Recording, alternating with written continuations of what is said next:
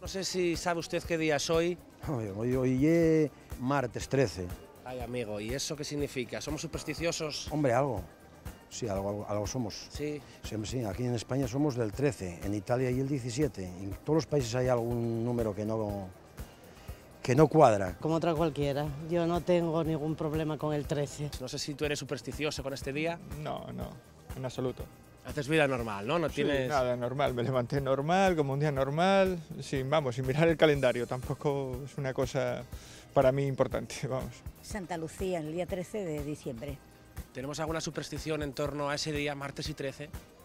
Pues no, yo no soy supersticiosa, la verdad. No, exactamente no soy supersticioso, no.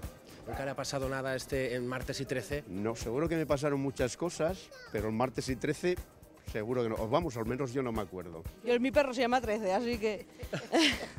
Tengo un perrín pequeñín y llama 13, así que ya ves tú, la superstición.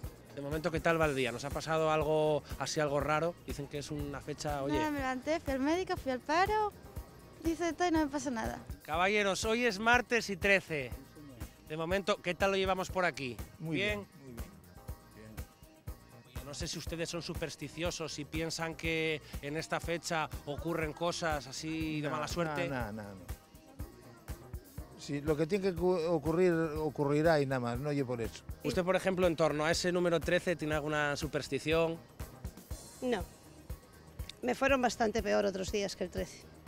Además dicen que la lotería este año va a terminar en 13. Por aquí estamos tomando el cafetín, de momento parece que las cosas van bien. ¿Cómo llevamos el martes y 13? Bien, de momento bien. ¿Somos supersticiosos? ¿Tenemos algún miedo a este día? No, para nada. Nada, ninguna. Yo creo que es un día normal y corriente, como otro cualquiera. Y no, yo llevo el día normal, vamos, no me pasa nada extraño.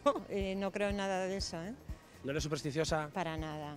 Siempre nos ha ido bien, entonces, en martes y 13. Sí, por supuesto. Para buscar la suerte, el 13 también es un número que la gente busca mucho en este día. Yo no sé de momento qué tal van las ventas con este número. Han habido muchas solicitudes del 13. Hay mucha gente que busca este número. Si hubiera tenido más números, hubiera vendido bastantes más. Porque hay mucha gente que cree en estas cosas.